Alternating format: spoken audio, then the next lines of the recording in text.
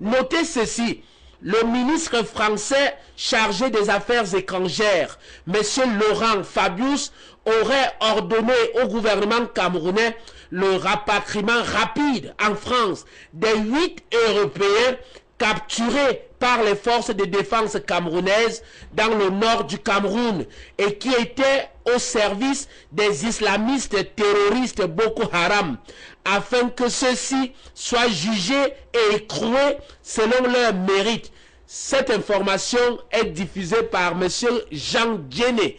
Et cette information m'a été envoyée le 25 janvier 2015 par M. Nick de Bessou. M. Nick de Bessou est juriste, anthropologue, enseignant, c'est-à-dire universitaire. Alors, avec lui, nous avons communiqué, nous avons discuté. Il m'a posé des questions très essentielles. Je les partage avec vous.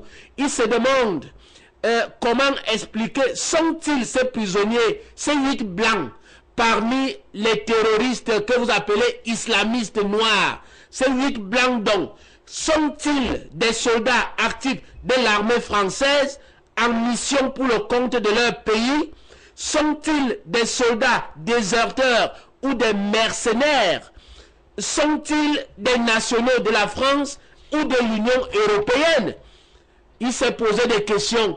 Les mêmes questions, on peut se les poser en ce qui concerne la Libye, la République centrafricaine, la Tunisie, le Mali, ce pays déstabilisé par des gens que vous appelez Boko Haram, que vous appelez djihadistes, que vous appelez islamistes. Moi, je lui ai expliqué que, d'après les études stratégiques, ce qui s'est passé en Libye, qui devrait se passer au Cameroun, c'est que les forces exogènes, pour le cas bien précis, les Blancs, les Occidentaux, viennent avec les masses d'argent, avec des idées, avec la mystique, avec beaucoup de logistique. Alors, ils entrent en concubinage avec quelques forces endogènes à qui on promet le pouvoir central, le pouvoir de prééminence diplomatique et institutionnelle. En vérité, c'est pour fabriquer les petits boutiquiers qui vont garder et sauvegarder les intérêts de ces Occidentaux. Ensuite, donc, en concubinage incestueux, on fait venir une armée informelle chargée de mercenaires. Ces mercenaires déjà établis recrutent localement des personnes, des jeunes gens affamés qui cherchent le travail. Ces jeunes gens, on va les appeler plutôt les rebelles et les insurgés. Ça s'est passé ici en Libye. Et donc les rebelles et les insurgés, quand l'armée loyale réagit, on dit que le pouvoir central est en train de tuer son propre peuple.